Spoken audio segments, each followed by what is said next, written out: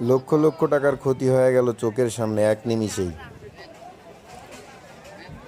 সরকারি খাস জায়গার উপরে অবৈধ স্থাপনা যেসব দোকানপাট ছিল রাস্তার দুই পাশে, এগুলো অপসারণের কাজ চলছে।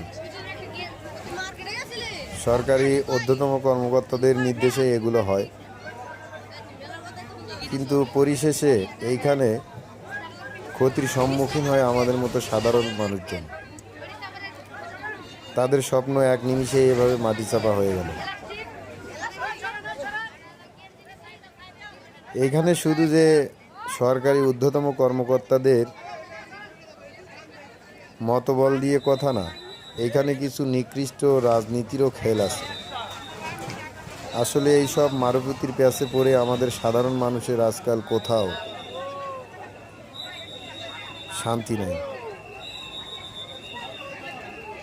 যেইখানেই যাক, যেইভাবে যাক, আর যে পরিস্থিতির ভিতর দিয়েই যাক না কেন, এই সাধারণ গরিব মানুষেরাই পরিশেষে ক্ষতিগ্রস্ত হয়, ক্ষতির সম্মুখীন হয়ে যায়।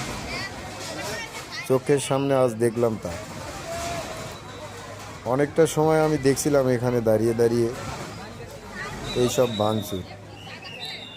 মাথার ভিতরে আমার একটাই চিন্তা হয়েছে বারবার, কি অপরাধ করেছিল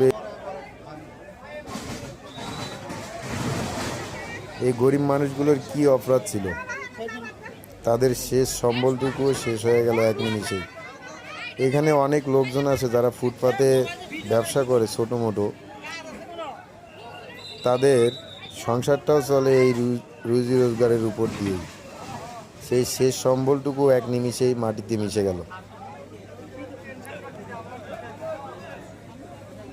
তবে একটা কথাই আমার এখানে বলার, আমরা যারা গরিব মানুষেরা আছি, আমরা মনে হয় এই দেশের ভিতরে কি যে এক পরিস্থিতির ভিতরে আছি, কারো কাছে বলে বোঝানো যায় না। এখানে অনেক ব্যক্তিবর্গ আছে, অনেক বড় বড় নেতারা আছে, তারপরে আপনার এখানে প্রশাসনের লোকজনেরাও আছে। হায়রে মানুষের জীবন, অনেক কষ্টে লাগলো ভাই ভিডিওটার এখানে দেখার পরে। আমি অনেকক্ষণ দাঁড়ায় দাঁড়ায় নিজের চোখের সামনে দেখছি।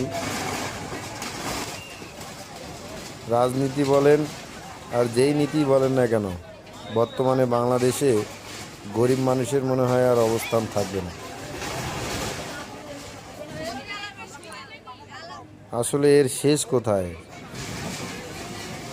আমরা জানি না। তবে যাই হোক, আল্লাহ যা করে ভালোর